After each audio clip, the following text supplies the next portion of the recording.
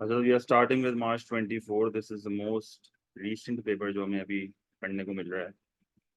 आज ही ये paper officially Cambridge ने रिलीज किया है सुबह, तो मैं करवा रहा हूँ आपको ये। तो this is paper one variant two. अब ऑब्वियसली मार्च के अटेम्प्ट में एक ही पेपर होता है, तो वेरिएंट टू ही होता है, खाली इसमें मल्टीपल वेरिएंट्स नहीं होते। ये वो पेपर है जो इंडिया में होता है। सही है। तो वही 1 घंटे का पेपर है, हर चीज़ सेम है, पेपर कोड भी सेम है, सब सेम है, सिलेबस सेम है। ठीक है। तो मार्च 24 हमने पेपर टू का भी किया था, आपको याद होगा, डिस्कस किया था हमने। तो ये आप देखो, ये हमारे पास क्वेश्चन नंबर वन। वन का आंसर क्या होगा बताओ? बड़ा स्ट्रेट फॉरवर्ड सिंपल क्वेश्चन है। Why does the production possibility curve exist in for every economy? कह रहा है कि हर कंट्री के लिए प्रोडक्शन पॉसिबिलिटी कर्व क्यों एग्जिस्ट करता है। तो प्रोडक्शन पॉसिबिलिटी कर्व एक सिंपल सी लाइन होती है, कंट्री की बाउंड्री होती है, जो कि बेसिकली शो कर रही होती है विद द गिवन रिसोर्सेज आप मैक्सिमम कितना प्रोड्यूस कर सकते हो। तो ये बेसिकली जो मैक्सिमम बाउंड्री है, ये हमें शो कर रही होती है कि भाई हमारी औकात सिर्फ इतनी है।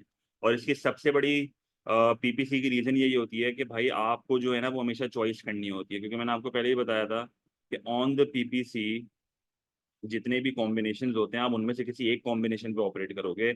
अगर लेट से मैं कहता हूँ मैं कॉम्बिनेशन बी पे हूँ और मुझे फॉर एग्जांपल गुड एक्स को बढ़ाना है, तो मुझे गुड वाई को कम करना पड़ेगा, because resources have alternative uses. और यही वजह होती है कि हम दो गुड्स के बीच में पीपीसी बना रहे होते हैं। ठीक है। बिकॉज हमारे पास दो ऑप्शंस होते हैं, दो बेस्ट ऑप्शंस होते हैं, उनमें से कोई एक बनाते हैं, और जो फॉरगो करते हैं वो अपॉर्चुनिटी कॉस्ट होती है। तो प्रीटी स्ट्रेट फॉरवर्ड क्वेश्चन है। अगर आप इसको एलिमिनेशन मेथड से भी करोगे ना तो गड़बड़ नहीं होगी। आप मतलब देखो, रिसोर्सेज आर अनलिमिटेड, ये बिल्कुल ही वेक स्टेटमेंट है और गलत स्टेटमेंट है। Resources are always limited. भाई resources are always limited, land, labour, capital, enterprise. Resources have alternative uses, yes this will be the answer. Some resources can be imported but there is no link with PPC. Some resources may be unemployed. PPC का सबसे बड़ा मसला यही है कि it only shows potential.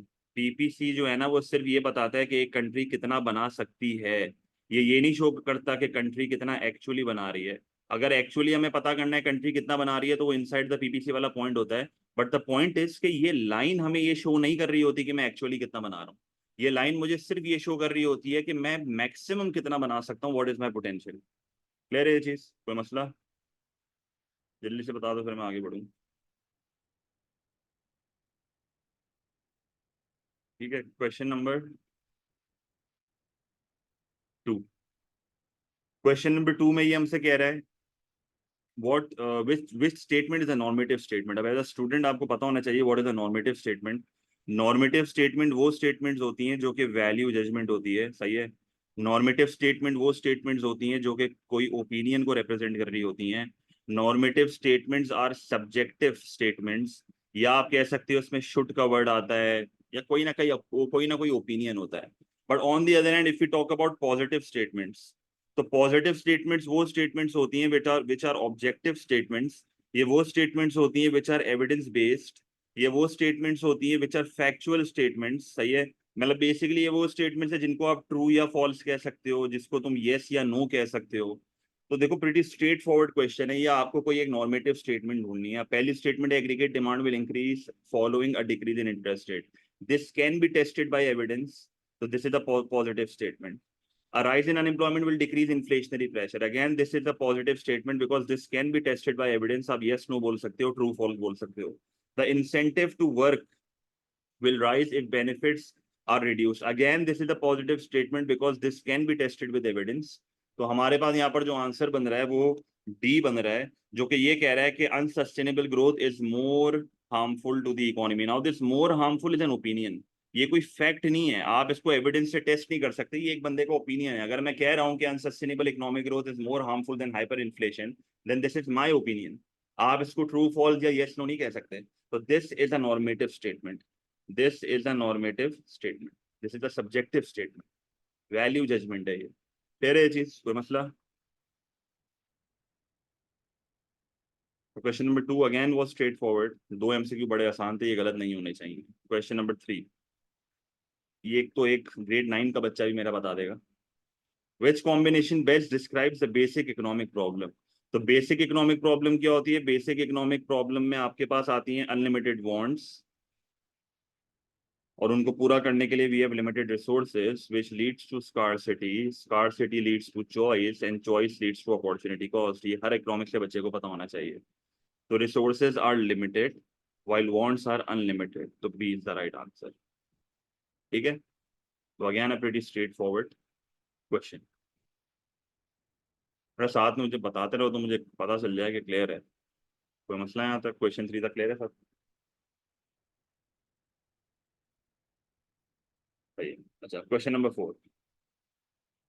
Question number 4 में ये कह रहा है कि what is the main reason why what is the main reason an economy is unlikely to rely completely on market forces to allocate resources। अब allocate resources का मतलब क्या होता है? resources को लगाना।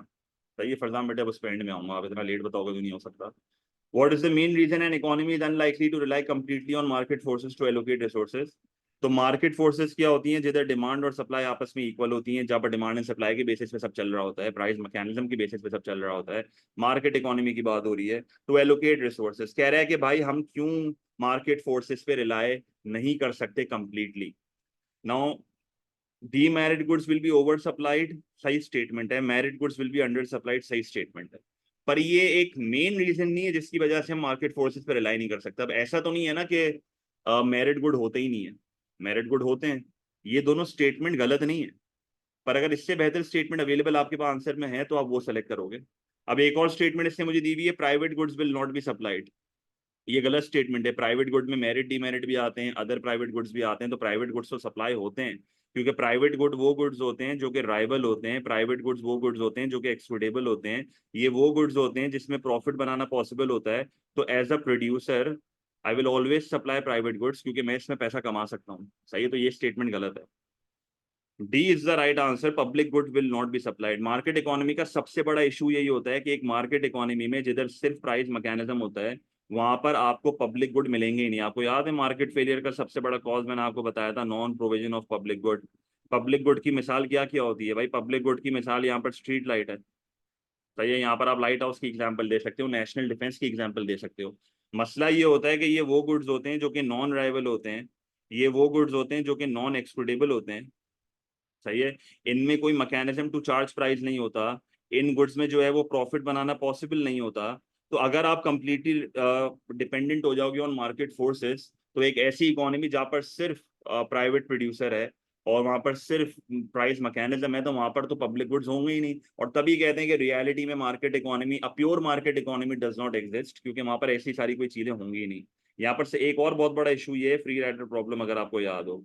सही है, अगर एक प्रोड्यूसर ये प्रोवाइड कर भी देता है तो वो प्राइजेस कैसे चार्ज करेगा? क्योंकि लोगों को पता है कि विदाउट पेइंग भी अगर हम इसके बेनिफिट्स उठा सकते हैं तो हम पे क्यों करें।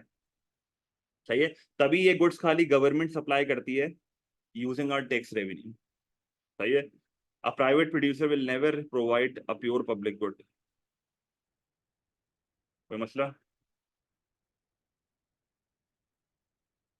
ये दो रीजंस हैं, पर मेन रीजन नहीं है। ये मेन रीजन आपकी ये है। सही है, question number 5। What is the opportunity cost, next best alternative foregone, to a person of spending $20 on a new pair of sports shoes? All the other things that a person could have bought, this is the wrong statement. Opportunity cost सिर्फ एक होती है, the next best alternative foregone। ऐसा नहीं हो सकता कि अगर मैं $20 शूज में नहीं खर्च कर रहा तो मैं और क्या क्या खरीद सकता था, वो सारी मेरी अपॉर्चुनिटी कॉस्ट। ऐसा नहीं होता। The next best alternative forgone is the opportunity cost. The cost of getting to the sports shop, this is the private cost. ये कोई अपॉर्चुनिटी कॉस्ट नहीं होती। आप दुकान तक पहुंच रहे हो, जो आपका खर्चा हो रहा है वो आपकी प्राइवेट कॉस्ट है। The current value of the person old pair of shoes, again there is no link with opportunity cost. The next best thing that could have been bought with the $20, जो हमारे पास next best alternative available था, मैं वो खरीद सकता था अगर मैं ये नए जूते नहीं खरीदता। क्लियर है? तो 5 का answer will be D. Clear?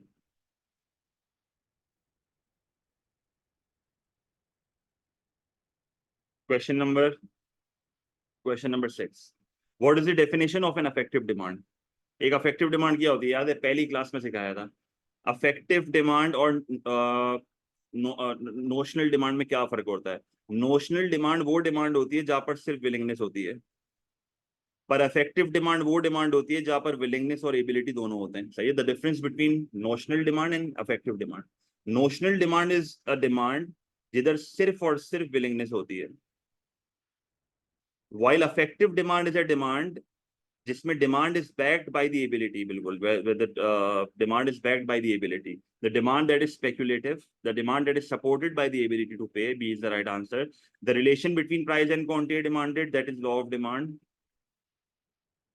The total amount demanded by the consumer, this is market demand.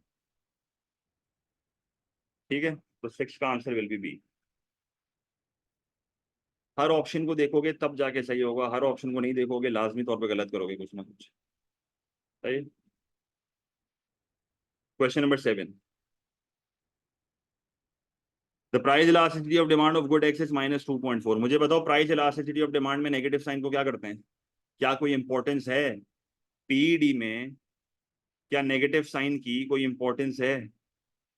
Negative sign को इग्नोर करते हैं, नेगेटिव साइन को क्या करते हैं, इग्नोर करते हैं। मेरे पास -2.4 है, -2.4 इज ग्रेटर देन 1, तो ग्रेटर देन 1 का मतलब क्या है, we are talking about elastic demand, ठीक है। Its income elasticity of demand is -0.4। अब वाई डी अगर एक गुड का नेगेटिव है, अगर वाई डी एक गुड का नेगेटिव है तो we are talking about inferior good, सही है, क्योंकि इनकम और डिमांड का नेगेटिव रिलेशनशिप है। और आप देखो ये 0.4 है, तो 0.4 का मतलब it is less than 1, less than 1 का मतलब है वीक, वीक रिलेशन है इनकम के साथ, वीक रिलेशन है इनकम के साथ। और cross elasticity of demand, demand for good X with respect to good Y is plus positive 0.8। तो पॉजिटिव एक्सीडी का मतलब क्या होता है, पॉजिटिव एक्सीडी का मतलब क्या होता है, सब्सटीट्यूट्स। और आप देख लो पॉजिटिव हमारे पास 0.8 है तो लेस देन 1 है, लेस देन 1 का मतलब क्या है, वीक सब्सटीट्यूट्स हैं, वीक, वीक सब्सटीट्यूट्स हैं, लेस देन 1। इन इलास्टिक, बिल्कुल inelastic, less than 1 is inelastic, ठीक है। तो आंसर क्या होगा इसका, what is the correct description of good X? Inferior good है, यस। प्राइस इलास्टिक डिमांड है, yes. Substitute for good Y है, यस। तीनों चीजें मैच कर रही हैं, A is the right answer, ठीक है। बाकी ऑप्शंस देख लो, इंफीरियर गुड है, इन इलास्टिक डिमांड नहीं है, कॉम्प्लीमेंट नहीं है, नॉर्मल गुड नहीं है, नॉर्मल गुड नहीं है, इलास्टिक डिमांड है, इन इलास्टिक डिमांड नहीं है, कॉम्प्लीमेंट नहीं है, सब्सटीट्यूट है। तो सिर्फ एक ऑप्शन है जहां पर सारे मीट कर रहे हैं, तो A is the right answer. Clear?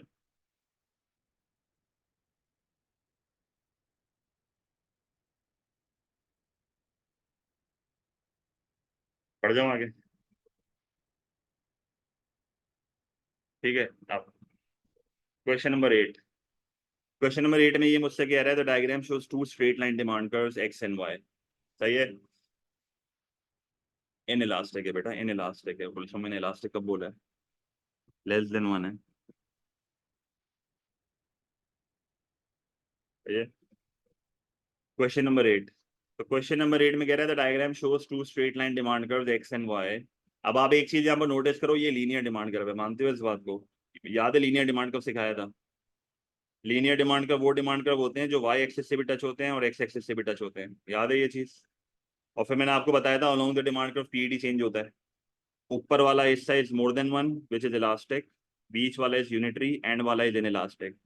और ये वाला जो एक्सट्रीम पॉइंट है ये पीईडी 0 है, और ये वाला जो एक्सट्रीम पॉइंट है ये पीईडी इनफाइनाइट है, सही है। तो ये आपको याद होना चाहिए कि एक्सट्रीम पॉइंट ये वाला इनफाइनाइट है, ऊपर वाला हिस्सा इलास्टिक है, बीच वाला यूनिटरी है, एंड वाला इन इलास्टिक है, और ये 0 है।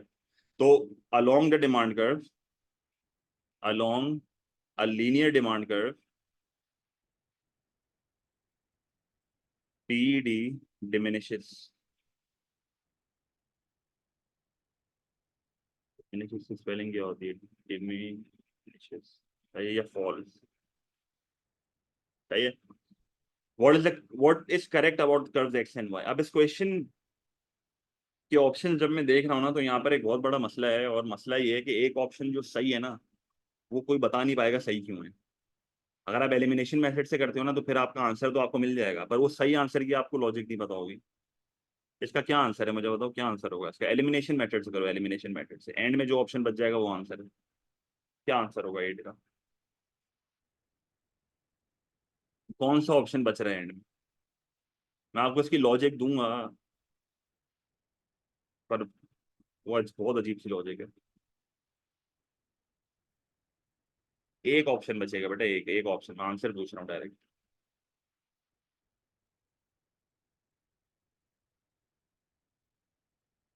अब देखो पहला वाला ऑप्शन क्या कह रहा है, both X and Y are unit price elastic over whole length, ये गलत कह रहा है।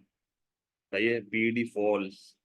हर पॉइंट पे एक लीनियर डिमांड कर्व के हर पॉइंट पे पीडी अलग अलग होती है। ये जिसने लिखा हुआ है ना, the same elasticity eight every price, different elasticity eight every price, her point पे अलग इलास्टिसिटी होती है। तो ए और बी तो एलिमिनेट हो गए, ए और बी तो एलिमिनेट हो गए। ऑप्शन सी जो है ना, एक ऐसी स्टेटमेंट है जो कि सही है। पर आप ऑप्शन डी देखो, ऑप्शन डी में कह रहा है Y is more likely to have substitutes than X. मैं इन दोनों चीजों को देख के ये बता ही नहीं सकता, मैं कैसे बता सकता हूँ कि गुड वाई के ज्यादा सब्स्टिट्यूट्स हैं, गुड एक्स के कम सब्स्टिट्यूट्स हैं? ये बताना पॉसिबल ही नहीं है। मैं सिंपली एक डिमांड कर्व को देख के ये कैसे बताऊंगा कि सब्स्टिट्यूट ज्यादा है कि कम है? इम्पॉसिबल है बताना, तो again this is the wrong answer. अब आंसर सी क्यों है? सी में ये क्या कह रहा है, X has a higher price elasticity than Y at every price. अब बेसिकली ना इसकी लॉजिक ये है कि अगर फॉर एग्जांपल यहाँ पर मैं एक प्राइस निकालता हूँ और मेरे पास एक क्वांटिटी आ रही है डिमांड कर्व एक्स के ऊपर, एक क्वांटिटी आ रही है डिमांड कर्व वाई के ऊपर, सही है? मतलब मेरे पास अलग अलग जो है ना बेसिकली क्वांटिटी आ रही है दोनों की। अब इसकी लॉजिक होती है स्लोप की। आप ओरिजिन से एक लाइन खींचते हो, सही है? अब ये आपको बस मैं एक बार में बता रहा हूँ, अगर ऐसा कोई सिमिलर एमसीक्यू रिपीट हो जाता है ना, तो तरीका इसका यही है। अगर आपको वो दो डिमांड कर्व बना के दे देता है, सही है, अगर वो आपको दो डिमांड कर्व बना के, जैसे मैं आपको ना एक और आसान तरीके से इसको बता दूंगा ये करके। अगर लेट से मैं कहता हूँ आपको ये दो लीनियर डिमांड कर्व बना के दे रहा है, मैंने क्या करा, एक प्राइस निकाली, सही है, मैंने क्या करा, एक प्राइस निकाली, ठीक है। मेरे पास एक क्वांटिटी एक्स पे आई, मेरे पास एक क्वांटिटी वाई पे आई, ठीक है। अब अभी भी बताना पॉसिबल नहीं है कि क्यों ये कह रहा है कि एक्स की इलास्टिसिटी ज्यादा है। मतलब ये कहना चाह रहा है एक्स की जो इलास्टिसिटी है ना वो हायर है। इसका मतलब x is more elastic than y. ये कह रहा है कि x is more elastic than y, सही है? ये चीज आपको समझ आई? X is more elastic than y. अब इसकी बेसिक लॉजिक क्या है, आप सिंपली इस पे प्राइस कम करके देखो। क्वांटिटी का यहाँ बड़ा चेंज आ रहा है, यहाँ छोटा चेंज आ रहा है, एक तरीका तो ये है। आप अगर प्राइस को कम करके इस पे देखोगे ना, तो आपके पास एक क्वांटिटी बड़ा चेंज आएगा, एक क्वांटिटी में छोटा चेंज आएगा। आप खुद इसको एनालाइज करके देखो, अगर मैं यहाँ पर प्राइस कम करता हूँ तो मुझे क्लियरली यहाँ पर एक चीज नजर आ रही होगी कि यहाँ पर क्वांटिटी का बड़ा चेंज है, यहाँ पर क्वांटिटी का छोटा चेंज है। एक एक तरीका तो ये है, सही है, एक तरीका तो ये है, सही है। एक और, एक और बिल्कुल, ये कुलसुम बेटा यही बता रहा था मैं, एक और यहाँ पर बहुत अच्छी लॉजिक ये है। एक मिनट यार, ओ लेवल के बच्चे का एक मैसेज है, 2 मिनट हुए, उनका कल पेपर है। एक मिनट।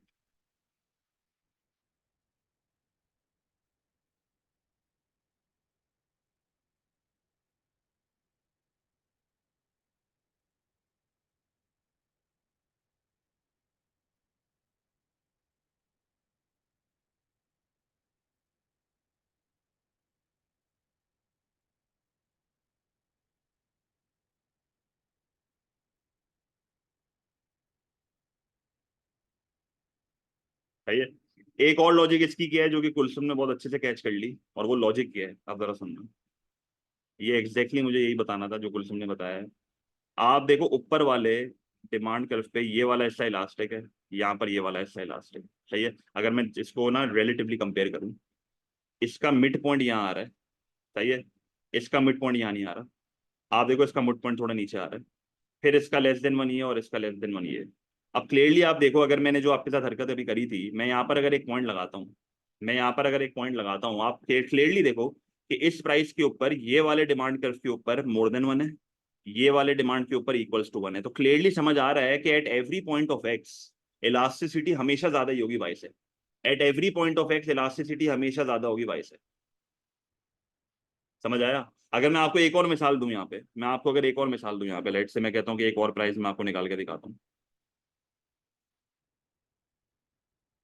लेट से मैं कहता हूँ यहाँ पर मैं फॉर एग्जांपल एक और मिसाल निकालता हूँ, ये वाली। मैं यहाँ पर एक प्राइस निकाल रहा हूँ। अब आप देखो, जब मैं यहाँ पर एक प्राइस निकाल रहा हूँ तो एक्स के ऊपर यूनिटरी है, पर वाई के ऊपर लेस देन वन है। यहाँ पर भी क्लियरली समझ आ रहा है कि at every point of X elasticity will be higher than Y. समझ आया? लॉजिक क्लियर है ये?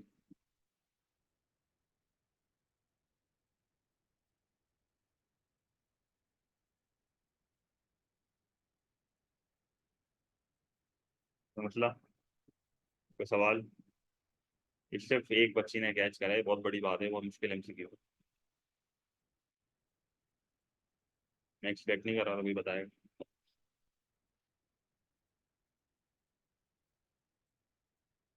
कोई मसला क्लियर है?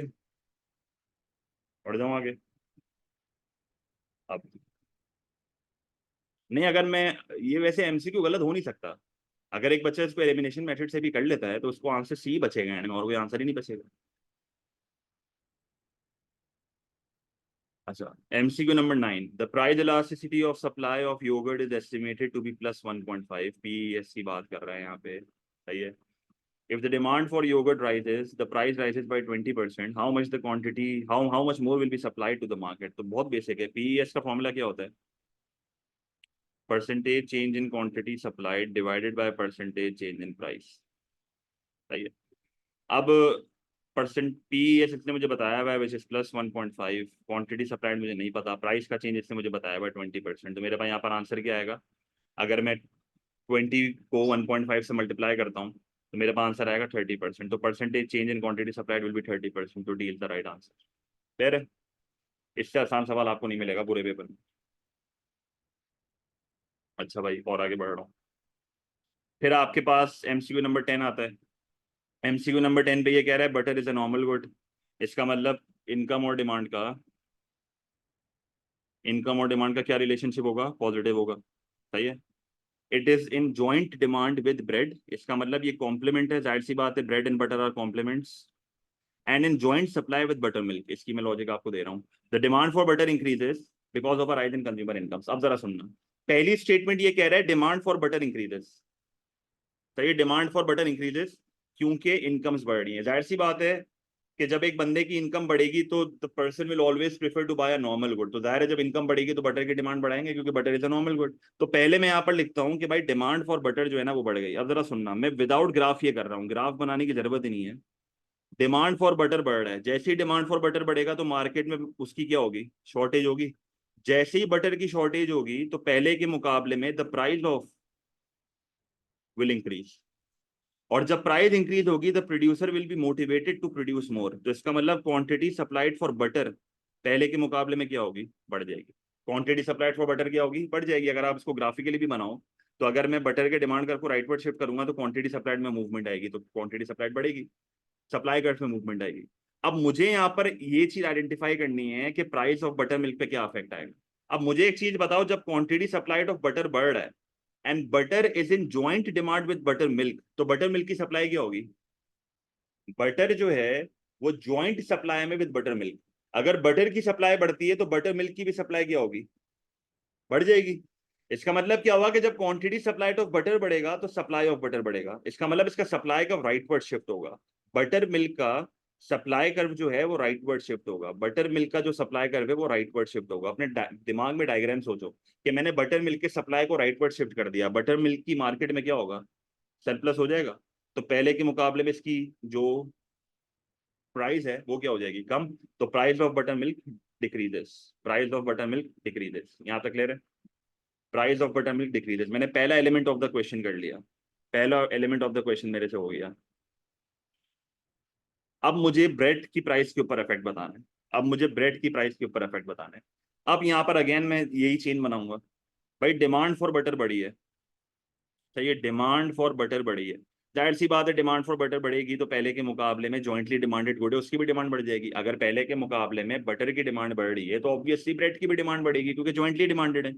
तो जैसे ही बटर की डिमांड बढ़ेगी तो ब्रेड की भी डिमांड बढ़ेगी। जब ब्रेड की डिमांड बढ़ेगी तो ब्रेड की मार्केट में शॉर्टेज होगी, और जब ब्रेड की मार्केट में शॉर्टेज होगी तो price of bread will increase. तो इंक्रीजेज। तो आंसर मेरा क्या होगा? सी। क्लियर?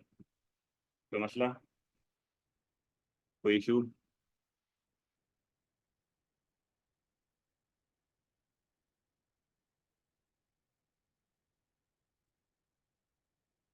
ठीक है। एमसीक्यू नंबर 11, एमसीक्यू 11 कह रहा है the diagram shows the comparative market in equilibrium with price P and quantity Q. अच्छा भाई, what which area represents the producer surplus. अब अगर आपको वो बुक वाली डेफिनेशन याद है तो उससे आप एमसीक्यू नहीं कर पाओगे। The minimum willingness of producer की minus the actual price the producer receive, उस डेफिनेशन से ये नहीं हो सकता। मैंने आपको हमेशा बोला है ग्राफिकल डेफिनेशन अपने पास लिख लिया करो। प्रोड्यूसर सरप्लस की ग्राफिकल डेफिनेशन क्या होती है? Area above the supply curve, area above the supply curve but below the market price.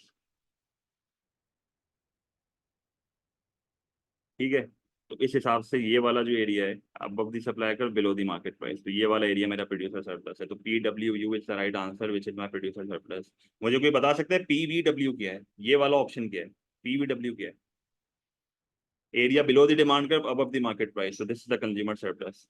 कोई ये मुझे बता सकता है कि area O P W Q क्या है? अगर मैं पी को क्यू से मल्टीप्लाई करता हूँ तो ये वाला जो डब्बा मेरे पास आ रहा है ये क्या होता है? ये रेवेन्यू या एक्सपेंडिचर होता है। अब कोई बता सकता है ये कौन सा एरिया है? ओ यू डब्ल्यू क्यू, ये कौन सा एरिया है? सप्लाई कर्व के नीचे वाला हिस्सा क्या होता है?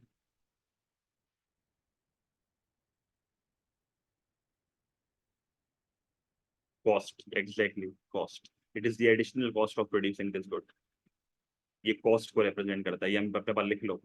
सप्लाई कर्व के नीचे वाला हिस्सा कॉस्ट होता है। पेपर में उसको वो अक्सर ना मार्जिनल कॉस्ट लिखता है, अक्सर पेपर में वो मार्जिनल कॉस्ट लिखता है। और 23 के मेरे ख्याल में एक पेपर में पूछा हुआ भी है इसने, तो आपको ये पता होना चाहिए कि ये नीचे वाला हिस्सा जो है वो मार्जिनल कॉस्ट है। ये मैंने नोट्स में भी लिखा हुआ है। ले रहे चीज को मसला। तो एक एक चीज आपको अगर एमसीक्यू की पता होगी तब जाके आपके मार्क्स आएंगे। हर ऑप्शन आपको पता होना चाहिए, सिर्फ सही आंसर तो बेटा कोई बड़ी बात नहीं है बताना। एमसीक्यू नंबर 12 में क्या कह रहा है ये? A policy that aims to reduce the degree of inequality of income will also reduce the level of employment। कह रहा है कि अगर एक इकोनॉमी में हम इनइक्वालिटी ऑफ इनकम को कम करने के लिए अगर कोई पॉलिसी लगाते हैं तो एम्प्लॉयमेंट भी कम हो जाएगी। What is the most likely to be such a policy? मुझे अब कोई ऐसी पॉलिसी ढूंढनी है जहां पर इनइक्वालिटी तो कम हो रही है पर एम्प्लॉयमेंट भी कम हो रही है। तो ए मेरा राइट आंसर है, the effective minimum wage is increase by 25%। अगर आप मिनिमम वेज लगाते हो तो वेज बढ़ जाएगी, क्वांटिटी डिमांड फॉर लेबर कम होगा, क्वांटिटी सप्लाइड ऑफ लेबर बढ़ जाएगा, which will lead to a rise in employment. Unemployment बढ़ने का मतलब क्या है कि एम्प्लॉयमेंट जो है वो क्या हो रही है? कम।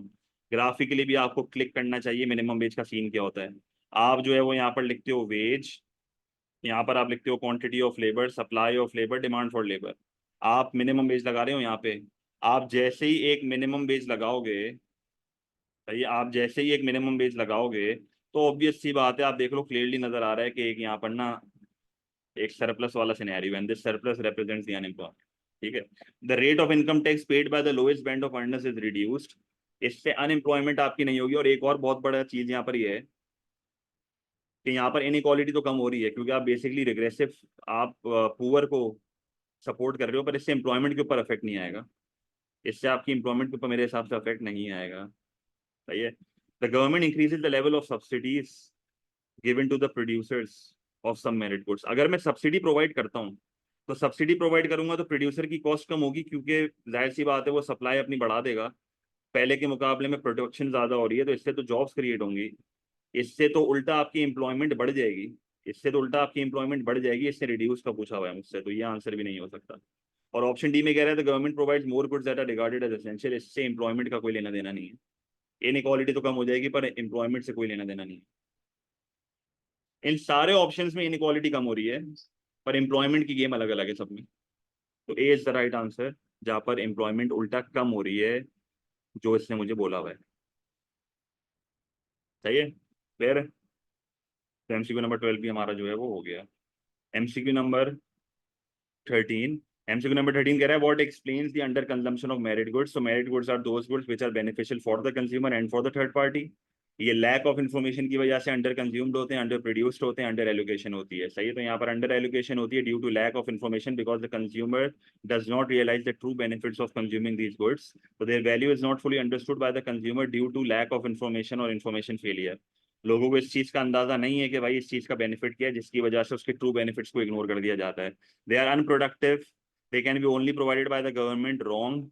मेरिट गुड एक ऐसा वाहिद गुड है जो पब्लिक सेक्टर भी प्रोवाइड करता है एंड प्राइवेट सेक्टर भी प्रोवाइड करता है। जैसे एजुकेशन और हेल्थ केयर मेरिट गुड है, पब्लिक स्कूल्स भी होते हैं, प्राइवेट स्कूल्स भी होते हैं। They are only provided by the private sector business, again a wrong statement. Both provide करते हैं, बोथ। सही है, मैंने आपको पहले ही बताया था कि मेरिट गुड एक ऐसा गुड है जो कि प्राइवेट सेक्टर भी देता है, पब्लिक सेक्टर भी देता है।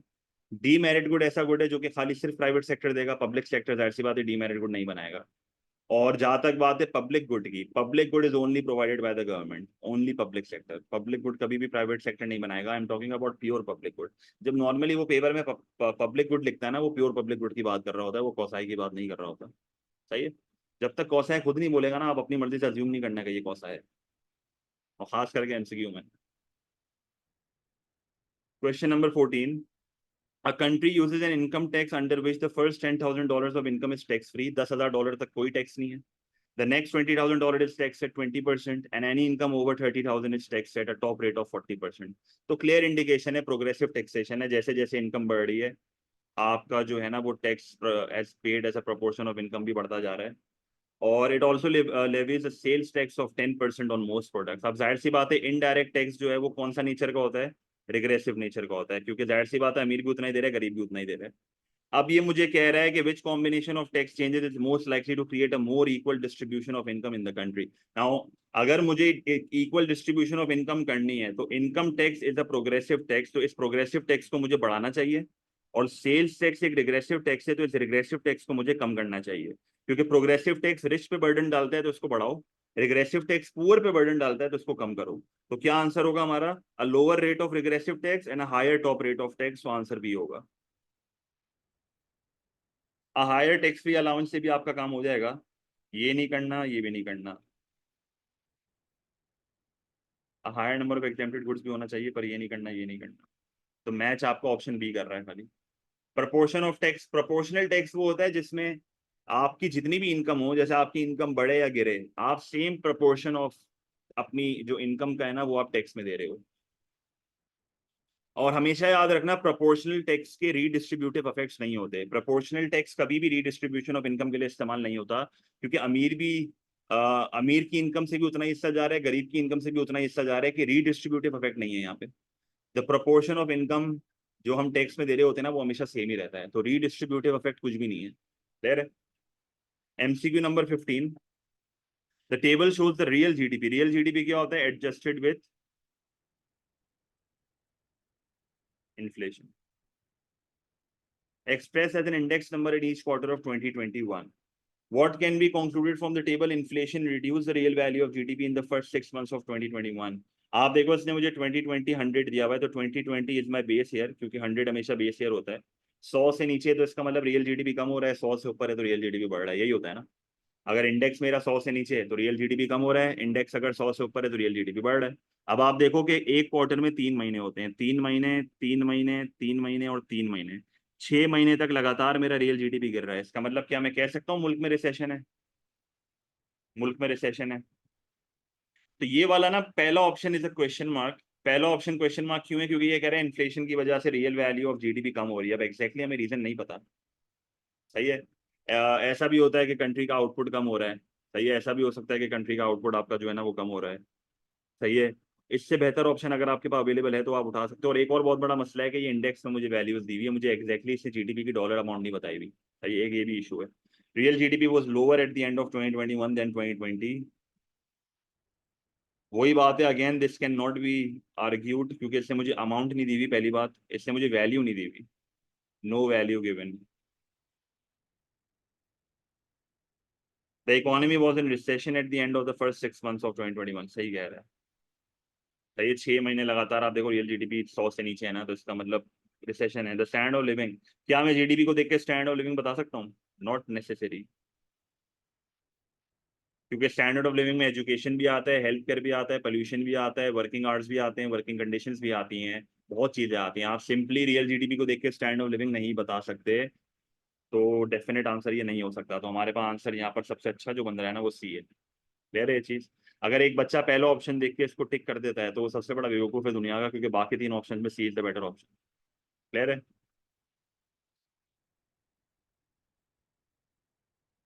तो ये तो सारे ऑप्शन देखना इसलिए जरूरी है। MCQ number 16, what is least likely to cause a simultaneous increase in demand pull inflation and cost push inflation? तो डिमांड पुल इन्फ्लेशन कब होता है? जब एग्रीगेट डिमांड बढ़ती है। कॉस्ट पुश इन्फ्लेशन कब होता है? जब कॉस्ट बढ़ने की वजह से शॉर्ट एंड एग्रीगेट सप्लाई कम हो जाती है। तो मुझे एक ऐसा ऑप्शन ढूंढना है जहां पर दोनों एक साथ नहीं हो रहे। अ डेप्रिसिएशन ऑफ द करेंसी, इसमें दोनों एक साथ होता है। क्योंकि जब करेंसी डेप्रिशिएट होती है तो एक्सपोर्ट की प्राइस कम होती है, एक्सपोर्ट का रेवेन्यू जो है वो बढ़ जाता है, जिसकी वजह से एग्रीगेट डिमांड बढ़ जाती है, which is demand pull inflation. Depreciation की वजह से इंपोर्ट की प्राइस बढ़ जाती है। अगर मैं कोई रॉ मटेरियल मंगवा रहा हूँ तो मेरा इंपोर्ट का एक्सपेंडिचर बढ़ जाएगा, the demand is in elastic, तो इससे मेरी कॉस्ट बढ़ेगी, इससे मेरा इंपोर्ट का एक्सपेंडिचर ऑब्वियसली बढ़ रहा है, तो इससे मेरा शॉर्ट रन एग्रीगेट सप्लाई जो है वो कम हो जाएगा। तो दोनों साथ हो रहा है, लीस्ट बोला है, लीस्ट, तो ये आंसर नहीं हो सकता। Increase import tariff, import tariff is an expenditure switching policy. अगर आप इम्पोर्ट टैरिफ लगा के इम्पोर्ट्स को महंगा कर दोगे और अगर इम्पोर्ट की डिमांड इन इलास्टिक हुई तो आपकी कॉस्ट बढ़ जाएगी, आपका ऑब्वियसली इंपोर्ट का एक्सपेंडिचर बढ़ जाएगा, जिसकी वजह से आपकी शॉर्ट टर्म एग्रीगेट सप्लाई कम हो जाएगी। तो कॉस्ट पुश इन्फ्लेशन तो आ गई, पर आप ये भी समझो कि जब इंपोर्ट्स महंगे होंगे तो people might switch to domestic, और जब लोग डोमेस्टिक के ऊपर स्विच हो जाएंगे तो डोमेस्टिक में एग्रीगेट डिमांड बढ़ेगी, तो डिमांड पुल इन्फ्लेशन भी आ जाएगी। तो बी वाला ऑप्शन भी नहीं हो सकता। ऑप्शन सी कह रहा है डिक्रीज स्पेंडिंग ऑन इंफ्रास्ट्रक्चर। अगर एक इकोनॉमी अपनी स्पेंडिंग कम करती है तो इससे एग्रीगेट डिमांड कम होगी, जिससे डिमांड पुल इन्फ्लेशन उल्टा जो है ना वो क्या हो जाएगी, कंट्रोल हो जाएगी। तो this is the right answer, क्योंकि दोनों एक साथ नहीं हो रहे। वेजेस के बढ़ने से दोनों एक साथ होती हैं, क्योंकि अगर वेजेस बढ़ेंगी तो बिजनेसेस की कॉस्ट बढ़ेगी, वो शॉर्ट टर्म एग्रीगेट सप्लाई को कम करेंगे। जब वेजेस बढ़ेंगी तो परचेजिंग पावर बढ़ेगी, कंजम्पशन बढ़ेगी, जिससे एग्रीगेट डिमांड बढ़ जाएगा। तो परफेक्ट आंसर हमारे पास यहाँ पर जो है वो सी है। देख लो इसको एक बार, लीस्ट बोला था, लीस्ट।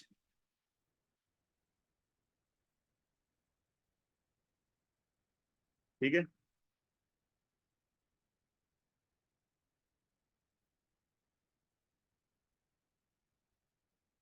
अच्छा, MCQ number, MCQ number 17, according to the circular flow of income, what would be the immediate result of an increase in the value of a country's exports? Value का मतलब क्या होता है, प्राइस मल्टीप्लाइड बाय क्वांटिटी। इसका मतलब basically कह रहा है एक्सपोर्ट के रेवेन्यू के बढ़ने से क्या होगा, एग्रीगेट डिमांड बढ़ेगी। Imports would increase, not necessary. National income would increase, yes, क्योंकि जाहिर सी बात है एक्सपोर्ट रेवेन्यू बढ़ रहा है, एग्रीगेट डिमांड बढ़ेगी भाई, जीडीपी बढ़ेगा, कंट्री का आउटपुट बढ़ेगा, एग्रीगेट एक्सपेंडिचर बढ़ेगा, नेशनल इनकम बढ़ेगी, ये सारी चीजें आपस में इक्वली तो होती हैं। Savings would increase, not necessary. Taxes would increase, not necessary. बहुत स्ट्रेट फॉरवर्ड है, तो कुछ भी इसमें सोचने का नहीं।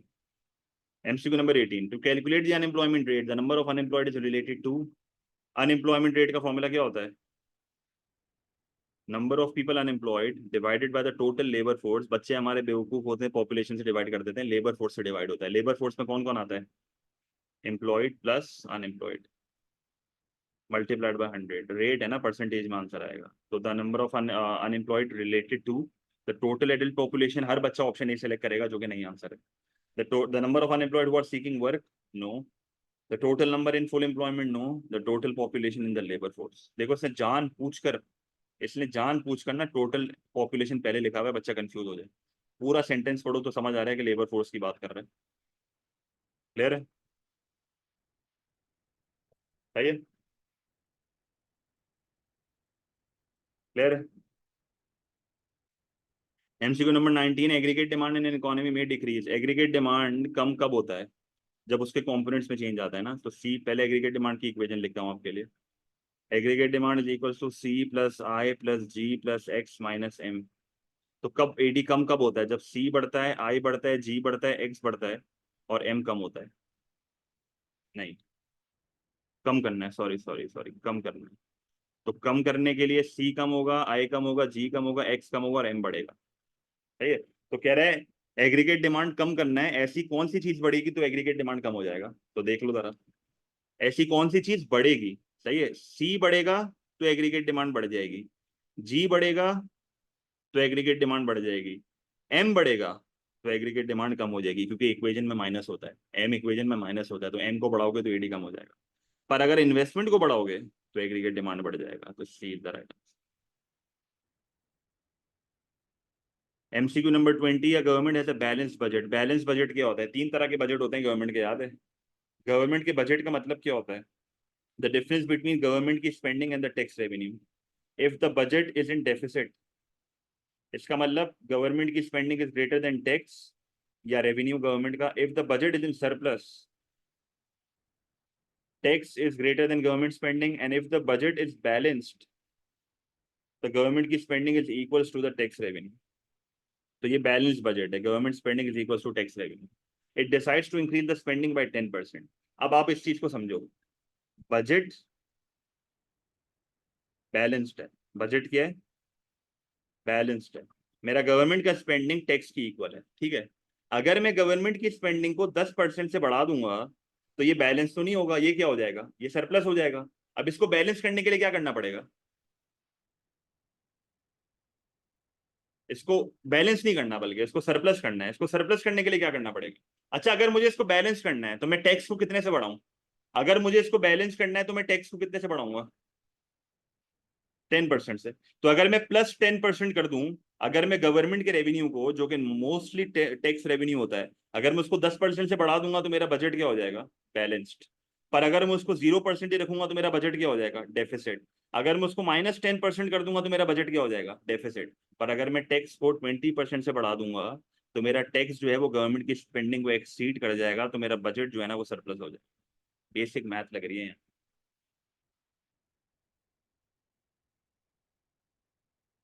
भैया। बेटा कुलसुम एक ऐसा होगा बेटा, अगर ऐसे एमसीक्यू गलत करोगे तो क्या होगा बेटा, इतने मुश्किल सही बता रही है, इतना आसान गलत बता रही हो। भाई ये सवाल में कह रहा है कि गवर्नमेंट स्पेंडिंग और टैक्स रेवेन्यू इक्वल है, गवर्नमेंट की स्पेंडिंग 10% से बढ़ रही है, कह रहा है बजट सरप्लस करना है। बजट सरप्लस का मतलब क्या होता है, जब टैक्स गवर्नमेंट की स्पेंडिंग को एक्सीड करता है। फिलहाल मेरे पास सिनेरियो ऐसा खड़ा हो गया है कि मेरी गवर्नमेंट स्पेंडिंग 10% से बढ़ गई है और टैक्स अपनी जगह पे ही है, तो बजट डेफिसिट हो गया। अगर मैं अपने टैक्स को -10% कर दूंगा तो ये मजीद डेफिसिट हो जाएगा। अगर मैं टैक्स को अपनी जगह पे ही छोड़ दूंगा तो ये डेफिसिट ही रहेगा। अगर मैं टैक्स को 10% से बढ़ाऊंगा तो ये गवर्नमेंट स्पेंडिंग के इक्वल हो जाएगा, तो ये बैलेंस बजट हो जाएगा। पर अगर मैं टैक्स को 20% से बढ़ा दूंगा तो वो टैक्स रेवेन्यू गवर्नमेंट की स्पेंडिंग को एक्सीड कर जाएगा, तो ये हमारा सरप्लस हो जाएगा, बजट सरप्लस। ये आसान एमसीक्यू था यार, ये सही पढ़ा करो। MCQ number 21। An economy has an unemployment rate of 8% and an increase in 2% from the previous year। तो अनएम्प्लॉयमेंट जो है वो बढ़ रही है। At the same time, the current account deficit rose from 3% of the GDP to 4% of the GDP। तो deficit भी बढ़ रहा है। तो दो मसले मेरे पास, अनएम्प्लॉयमेंट भी बढ़ रहा है, करंट अकाउंट का डेफिसिट भी बढ़ रहा है। अब ये कह रहा है कि most likely to reduce both unemployment and the current account deficit. अब ऐसे सिनेरियोज में ना सिर्फ एक पॉलिसी काम करती है, switching policy. Expenditure switching policy याद है, एक्सपेंडिचर स्विचिंग पॉलिसीज क्या करती हैं। अच्छा यहाँ पर सप्लाई साइड पॉलिसी भी काम कर सकती है, यहाँ पर सप्लाई साइड पॉलिसी भी काम कर सकती है, सही है। पर स्विचिंग पॉलिसी ज्यादा इफेक्टिव है, क्योंकि बेसिकली होता क्या है कि आप जो है ना, अगर यहाँ पर दो रास्ते हैं, एक रास्ता इंपोर्ट का, एक रास्ता डोमेस्टिक कंजम्पशन का है, एक बंदा यहाँ खड़ा हुआ है, तो स्विचिंग पॉलिसीज क्या करती है, इंपोर्ट के रास्ते को बंद कर देती हैं। अगर मैं इंपोर्ट के रास्ते को बंद कर दूंगा तो लोग डोमेस्टिक पे स्विच हो जाएंगे। तो स्विचिंग पॉलिसी का बेसिकली काम क्या होता है कि एग्रीगेट डिमांड को बढ़ाना है, सही है। तो बेसिकली ये लोग क्या करते हैं, ये लोग जो है ना वो किसी तरीके से इंपोर्ट के रास्ते को बंद करते हैं। अब जाहिर है जब तुम इंपोर्ट के रास्ते को बंद कर दोगे, लोग डोमेस्टिक पे स्विच हो जाएंगे, तो एक तो मेरा डेफिसिट कम हो जाएगा, क्योंकि ऑब्वियसली इंपोर्ट्स कम हो रहे हैं, आउटफ्लोस कम। क्योंकि देखो डेफिसिट कम करने का मतलब क्या है, डेफिसिट कम करने का मतलब है कि मुझे किसी तरीके से आउटफ्लोस को कम करना है और इनफ्लोस को बढ़ाना है। और अनएम्प्लॉयमेंट कम करना तो आपको पता है एग्रीगेट डिमांड बढ़ानी पड़ेगी। तो इंपोर्ट को कम करोगे तो people will switch to domestic, तो डोमेस्टिक में एग्रीगेट डिमांड बढ़ेगा तो अनएम्प्लॉयमेंट कम हो जाएगी, और इंपोर्ट्स वैसे ही कम हो रहे हैं तो डेफिसिट भी कम हो जाएगा। तो ऐसा कौन सा ऑप्शन है यहाँ पे, government spending is an expenditure reducing policy. ये पॉलिसी यहाँ पर यूजलेस है, क्योंकि अगर मैं गवर्नमेंट की स्पेंडिंग कम करूंगा तो एग्रीगेट डिमांड कम हो जाएगी, एग्रीगेट डिमांड कम करूंगा तो कंजम्पशन कम हो जाएगी, इंपोर्ट का एक्सपेंडिचर कम हो जाएगा, मेरा आउटफ्लोज कम हो जाएंगे। आउटफ्लोज कम हो जाएंगे तो जाहिर सी बात है, आउटफ्लोज कम हो जाएंगे तो जाहिर सी बात है मेरा डेफिसिट तो कम हो जाएगा। मसला ये है कि एग्रीगेट डिमांड कम होने की वजह से अनएम्प्लॉयमेंट बढ़ जाती है, तो ये ऑप्शन नहीं हो सकता, मुझे दोनों मसले साथ हल करने हैं। Depreciation of the currency is the switching policy which is the right answer, क्योंकि बहुत ऑब्वियस है। अगर मैं एक्सपोर्ट डेप्रिस मेरी करेंसी अगर डेप्रिशिएट हो जाती है तो एक्सपोर्ट की प्राइस कम होगी, तो एक्सपोर्ट का रेवेन्यू बढ़ेगा, तो मेरा एग्रीगेट डिमांड बढ़ेगा, एग्रीगेट डिमांड बढ़ेगा तो अनएम्प्लॉयमेंट जो है वो कम हो जाएगी, सीधी साफ बात है। तो एक मसला आपका हल हो गया, एक मसला आपका हल हो गया। फिर तुम यहाँ पर ये भी बोलो कि भाई एक्सपोर्ट के रेवेन्यू के बढ़ने से आपके इन्फ्लोज भी तो बढ़ रहे हैं, तो इससे आपका डेफिसिट कम होगा।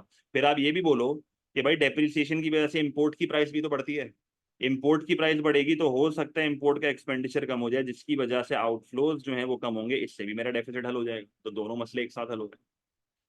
Increasing indirect taxation, indirect taxation को बढ़ाना is a is a big issue, क्योंकि जब आप कॉस्ट को बढ़ाओगे ना तो इससे शॉर्ट रन एग्रीगेट सप्लाई कम हो जाएगी, तो इससे कॉस्ट पुश इन्फ्लेशन आ सकती है और अनएम्प्लॉयमेंट होगी, क्योंकि जब short run aggregate supply left पे शिफ्ट होता है तो इससे इकोनॉमी का अनएम्प्लॉयमेंट बढ़ता है, क्योंकि वो अपनी कॉस्ट को मेंटेन करने के लिए वर्कर्स को ले ऑफ करेंगे, जिसकी वजह से अनएम्प्लॉयमेंट बढ़ जाएगी। तो मसला यहाँ पर हल नहीं हो रहा है। और इंटरेस्ट रेट को बढ़ाना is a contractionary monetary policy, again this can not work, क्योंकि आप इंटरेस्ट रेट को बढ़ा के कंजम्पशन कम करके इंपोर्ट के एक्सपेंडिचर को तो कम कर दोगे, पर मसला यहाँ पर ये होगा कि एडीबी कम हो जाएगा, जिसकी वजह से अनएम्प्लॉयमेंट बढ़ जाएगी। तो ये ऑप्शन ए और डी जो है ना वो एक्सपेंडिचर रिड्यूसिंग पॉलिसीज हैं, जिधर आप दोनों रास्ते बंद कर रहे हो। आप दोनों रास्ते बंद कर रहे हो, ना इंपोर्ट पे छोड़ रहे हो ना डोमेस्टिक पे छोड़ रहे हो। तो 21 का answer will be B. Clear है? ठीक है। 22 में कह रहा है कि एग्रीगेट डिमांड कम हो रही है, देख लो कम हो रही है, एडी इज फॉलिंग, तो एग्रीगेट डिमांड कम हो रही है। Which combination is most likely to have cause this shift from 81 to 82? तो हमेशा ना इक्वेशन लिख लिया करो, C plus I plus G plus X minus M. Income tax को बढ़ाएंगे, जाहिर सी बात है, अगर एडी को कम करना है। अगर एडी को कम करना है तो इनकम टैक्स को बढ़ाएंगे, क्योंकि इनकम टैक्स को जब मैं बढ़ाऊंगा, अगर मैं इनकम टैक्स को बढ़ाऊंगा तो डिस्पोजेबल इनकम कम होगी, कंजम्पशन कम होगी, एडी कम हो जाएगा। और सेल्स टैक्स को अगर मैं बढ़ाऊंगा तो इससे जाहिर सी बात है चीजें महंगी हो जाएंगी, तो कंजम्पशन कम होगी, इससे भी एडी कम हो जाएगा। तो सेल्स टैक्स को भी बढ़ाना है, इनकम टैक्स को भी बढ़ाना है, इंक्रीज इंक्रीज इंक्रीज इंक्रीज। तो कॉन्ट्रैक्शनरी फिस्कल पॉलिसी है ये कॉन्ट्रैक्शनरी फिस्कल पॉलिसी है।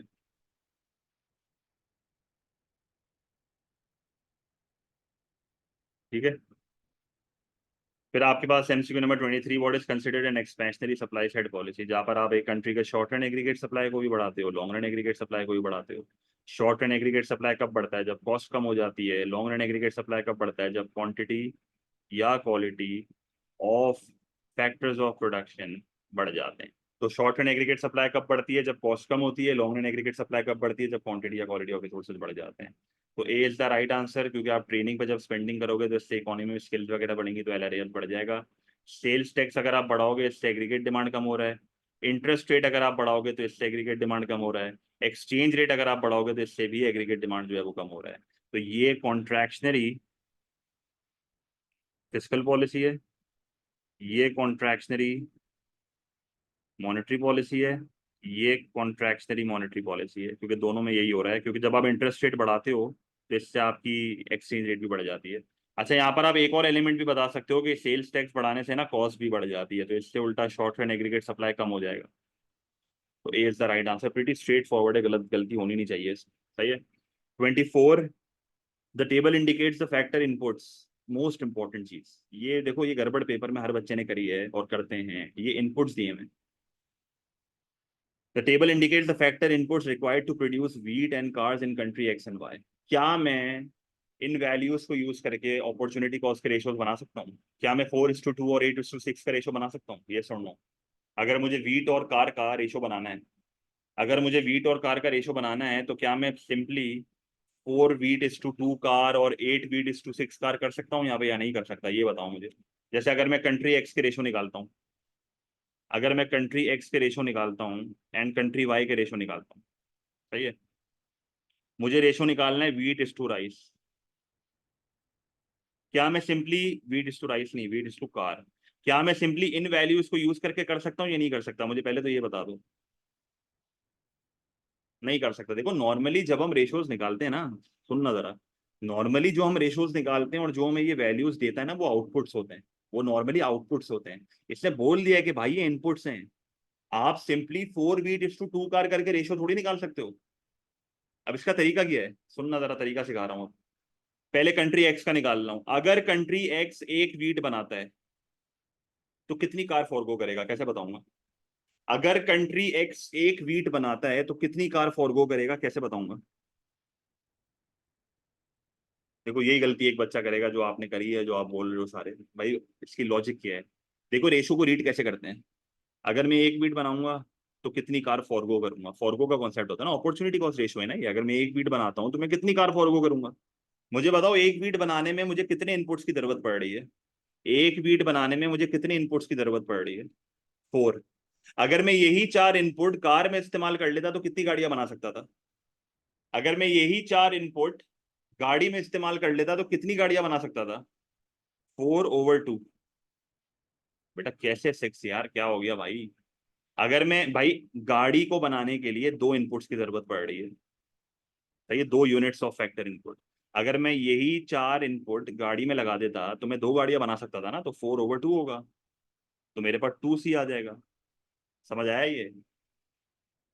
मैं एक बीट बना रहा हूँ, मैं एक बीट का अगर रिसोर्स गाड़ी में यूज कर लेता तो मैं कितनी गाड़ियां बना सकता हूँ? 2 गाड़ियां बना सकता हूँ, क्योंकि एक गाड़ी बनाने में दो चाहिए, बीट में 4 लग रहे हैं, तो मैं 2 गाड़ियां बना सकता था। अब आप दूसरा वर्कआउट करो खुद, दूसरा खुद वर्कआउट करो कैसे होगा।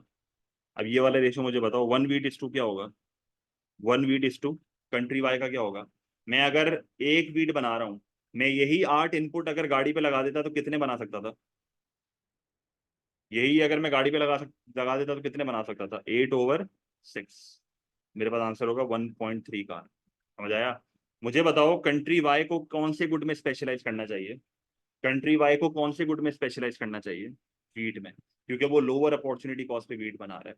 तो country Y will specialise in wheat because of lower opportunity cost, and if Y is specialising in wheat, then X will specialise in car, जो कि बहुत ऑब्वियस सी बात है। ठीक है, आंसर क्या होगा? क्या मैं एब्सोल्यूट एडवांटेज बता सकता हूँ? मैं नहीं बता सकता, मुझे आउटपुट तो दिए हुए नहीं है। इसने मुझे आउटपुट तो दिए हुए नहीं है, इसने तो मुझे इनपुट दिए मैं। क्योंकि एब्सोल्यूट एडवांटेज तो क्वांटिटी देख के बता सकते हैं, क्वांटिटी तो बताई भी नहीं है कि कितने कितने बना रहे हैं। Country Y has a comparative advantage in wheat production, C is the right answer, हमने ऑलरेडी वर्कआउट कर लिया। Opportunity cost of wheat and car production is the same between countries, no, wrong statement. सही है? Clear है? 24, बढ़ जाओ आगे।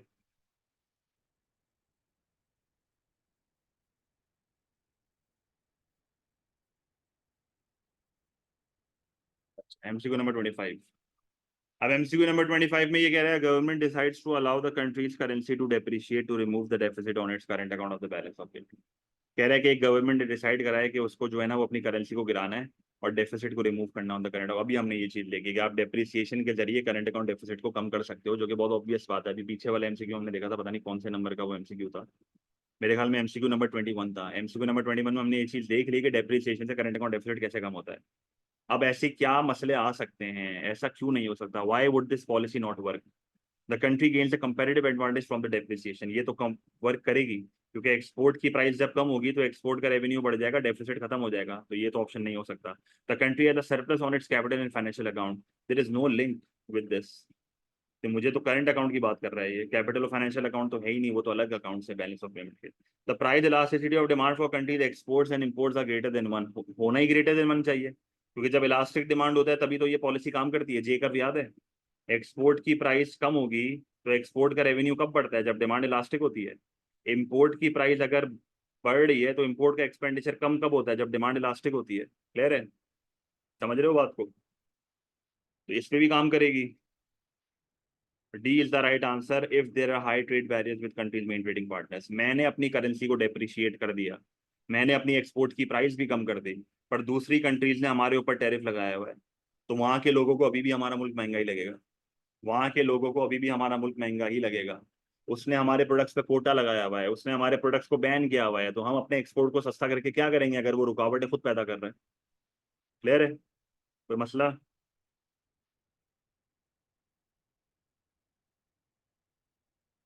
फिर ये कह रहे हैं एमसीक्यू नंबर 26 में, what must when must the terms of trade of a country change. Now what is the terms of trade? Terms of trade is export price index divided by import price index multiplied by 100। तो terms of trade का लेना देना सिर्फ और सिर्फ prices से। Straight forward तीनों options cut जाएंगे। वॉल्यूम की बात कर रहा है, नहीं हो सकता। टोटल वैल्यू की बात कर रहा है, नहीं हो सकता। बैलेंस ऑफ ट्रेड की बात कर रहा है, नहीं हो सकता। D is the right answer. When the average price of export rises and import falls, तो ओवरऑल आंसर जो है वो बढ़ जाए। सही है? क्लियर?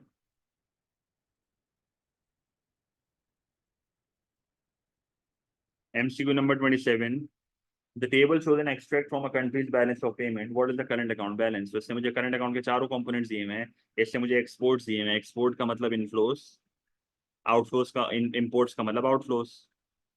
तो मैं क्या करूंगा, इन सबको माइनस करूंगा। तो मुझे कोई बता सकता है इनफ्लो माइनस आउटफ्लो करके? 150 माइनस 200 कितना होता है? -50। 70 माइनस 50 कितना होगा? +20। 120 माइनस 100 कितना होगा? +20। 15 माइनस 20 कितना होगा? -5। टोटल क्या आ रहा है?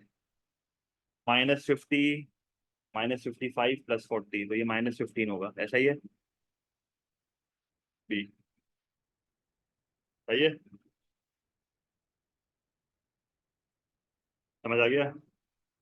मैंने क्या करा, पहले इनफ्लोज एंड आउटफ्लोज को माइनस करा, फिर उन सबको आपस में ऐड कर दिया, तो करंट अकाउंट का बैलेंस, क्योंकि करंट अकाउंट बैलेंस में क्या होता है, इन सबको ऐड ही करते हैं ना आपस में, ये सारे चार कंपोनेंट्स उसके, इन चारों कंपोनेंट्स को ऐड करोगे करंट अकाउंट का बैलेंस आ जाएगा। सही है। 28 में क्या कह रहा है, the table shows the goods balance service of the country selected years. सही है, तो ट्रेड इन गुड्स और ट्रेड इन सर्विसेज का बैलेंस दिया हुआ है। Between which years did the overall goods and services balance change. अब overall goods and services balance की बात कर रहा है, तो पहले ओवरऑल निकाल लो, पहले ओवरऑल निकाल लो, हर साल का ओवरऑल निकाल लो। 2015 का ओवरऑल कितना है? +90। ठीक है, तो ये गुड्स है, ये सर्विसेज है, इसका कितना होगा? +80। इसका होगा +40, इसका होगा +70, इसका होगा +90। मुझे बताओ सबसे बड़ा चेंज कहाँ पर आ रहा है? यहाँ पर 10 का चेंज है, यहाँ पर 40 का चेंज है, यहाँ पर 30 का चेंज है, यहाँ पर 20 का चेंज है। सबसे ज्यादा चेंज कहाँ पर आ रहा है? किन 2 सालों में सबसे बड़ा चेंज आ रहा है? मेरे हिसाब से यहाँ पर आ रहा है, 16-17 में आ रहा है। क्लियर है। सबसे कम चेंज कहाँ पर आ रहा है, कोई बता सकता है ये? हाईएस्ट चेंज तो ये है, लोएस्ट चेंज किधर आ रहा है? लोएस्ट चेंज एनालाइज करना सीखो। लोएस्ट चेंज कहाँ पर आ रहा है? 2015 से 2016 ना, इन 2 सालों में लोएस्ट चेंज है, जो कि 10 का है। सही है, समझ आ गया। MCQ number 29, the diagram shows the market for both domestic and imported computers for an economy. The world price is P1, which government would lead to a price of P2। तो बेसिकली इंपोर्ट की price इसको बढ़ाना है। तो ये इसने खुद बता दिया ना, इसने बोला वर्ल्ड प्राइस P1 है ना बेटा, तो वर्ल्ड प्राइस P1 है, तो वर्ल्ड प्राइस को बढ़ाना है। वर्ल्ड प्राइस को मैं कैसे बढ़ा सकता हूँ? ऑप्शन देखो जरा, वर्ल्ड प्राइस बढ़ाने का सबसे अच्छा तरीका क्या है? आप एन एम्बार्गो एंड इम्पोर्ट्स, अब एम्बार्गो तो बैन है, इस पे प्राइस का इफेक्ट आए ना आए? नहीं आएगा प्राइस का इफेक्ट। एक्सचेंज रेट अगर मैं अप्रिशिएट कर दूंगा, तो इससे तो उल्टा इंपोर्ट की प्राइस कम हो जाएगी, इससे तो वर्ल्ड प्राइस आपकी कम हो रही है। ये भी नहीं हो सकता। और सब्सिडी, सब्सिडी दोगे तो इससे आपका एक्सपोर्ट सस्ता हो रहा है, इंपोर्ट प्राइस से कोई इफेक्ट नहीं आ रहा। बी आंसर है। Tariff on imports, tax on imported goods, import की प्राइस बढ़ जाएगी, वर्ल्ड प्राइस बढ़ जाएगी। सही है, क्लियर है। अब ये ग्राफ देखे ना, आपको घबराना नहीं है, आपको सिर्फ ये देखना था कि प्राइस बढ़ रही है गिर रही है। 30, what is not a likely cause of a deficit on the current account of the balance of payment। now deficit का मतलब क्या होता है? when outflows are greater than inflows। सही है, तो कह रहा है what is not a cause of deficit, consumer spending is low. अगर कंज्यूमर स्पेंडिंग लो होगी, अगर कंज्यूमर स्पेंडिंग लो होगी, तो इससे आपके इंपोर्ट का एक्सपेंडिचर जो है वो लो हो जाएगा, जिसकी वजह से आपकी कंट्री के आउटफ्लोज जो है वो लो हो जाएंगे। इससे उल्टा आपका डेफिसिट जो है वो कम हो जाएगा। तो A is the right answer, not बोला था इसने, not a cause of deficit, not a cause of deficit. Primary income in the form of investment incomes are low. इसका मतलब हमारे मुल्क में डिविडेंड्स वगैरह कम आ रहे हैं, चार कॉम्पोनेंट्स होते हैं ना। अगर प्राइमरी इनकम में इनफ्लोज कम होंगे, तो जाहिर सी बात है डेफिसिट बढ़ जाएगा ना। सही है। The exchange rate is high, तो इम्पोर्ट की प्राइसेस कम होंगी, इंपोर्ट का एक्सपेंडिचर शायद बढ़ जाएगा, आउटफ्लोज बढ़ जाएंगे, डेफिसिट बढ़ जाएगा। वेज कॉस्ट आर हाई, इससे हमारी एक्सपोर्ट की प्राइस बढ़ जाएगी, जिसकी वजह से एक्सपोर्ट का रेवेन्यू कम हो जाएगा, जिसकी वजह से इनफ्लोज कम हो जाएंगे, जिसकी वजह से डेफिसिट बढ़ जाएगा।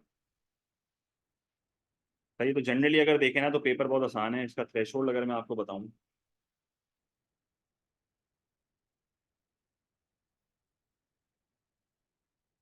तो थ्रेशोल्ड 25 पे ए है, बहुत हाई थ्रेशोल्ड है। 22 पे इसका बी है, 19 पे इसका सी है, 16 पे इसका डी है, और 14 पे इसका ई है। and below 14 is a unit. सही है?